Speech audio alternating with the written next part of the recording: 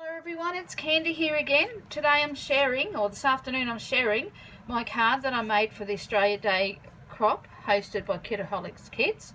And I have chosen the mood board. Now that with the mood board I've just used the colours, the colour scheme for my card.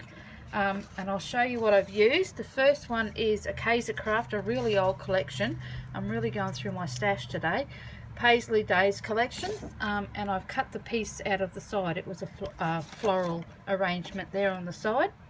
I've also used as a mat this colour cardstock, some wooden embellishments.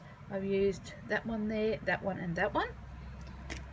Some yellow twine I've used there.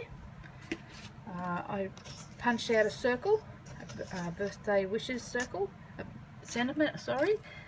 Also some, sorry about the glare, some clear circles, some of the Kaiser Craft collectibles, and also some of these little enamel dots. So, okay, here's my card. My card measures 6 inches by 6 inches, and I've tried to keep to the mood board as best as I could.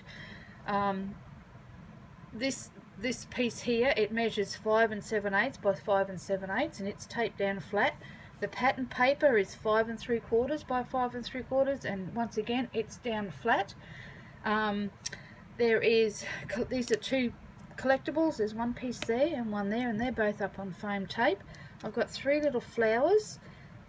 Here is the wooden embellishments.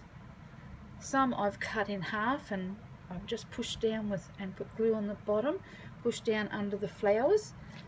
Here is the sentiment, wishing you a fabulous birthday. And the string, I've just pulled out a piece, I doubled it in half and tied a bow, and then pinched it together and put glue on the end and just put it down in under the flowers in 3 spots. And then the enamel dots, I've just put them in the middle of the flowers. So that's my share today. I hope you all enjoyed it. Thank you for watching, everyone, and enjoy the rest of your Australia Day. Stay safe, and thank you again. Bye for now.